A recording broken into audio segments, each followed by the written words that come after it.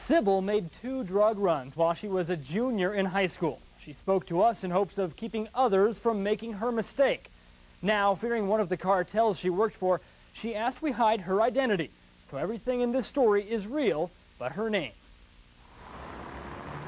Blending in among the millions who cross the U.S.-Mexico border every month are the mules, teenagers used to run illegal drugs. I've always been kind of a thrill seeker. Sybil, now 22, was a mule at 15. I saw this as an opportunity to do something completely crazy.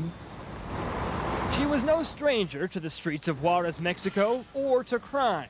A known drug dealer at her high school, running cocaine was good for business. I was getting exceedingly pure stuff, and I could therefore cut it myself and make obscene amounts of profit. Sybil was rare in 1996, so rare authorities kept no records on juvenile smugglers until 1997. 5 years ago, we were looking at about three cases a month, and now we're looking at about 3 cases a week.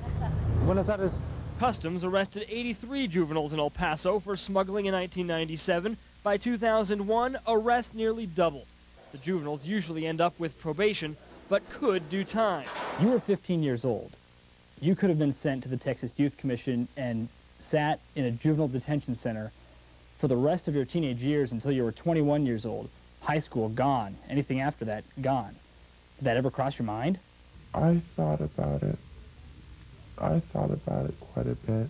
I knew if I got caught, A, my parents could afford a good lawyer. B, they would see me as a first offender. Sybil's first run came on a typical warm August day. I did a couple lines. I took a small shot. She and a friend drove to the border, crossed the bridge, and as Sybil showed us with an undercover camera, they went into a bar like this one. That rush of adrenaline really kicked back. I mean, I was just plain frightened going in there. She was marched through the bar to a back room.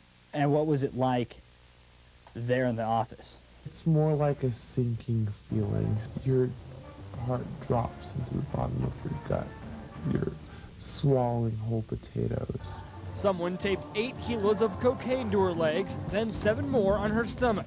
And then Sybil began her walk back to the U.S. alone. I wanted to cry.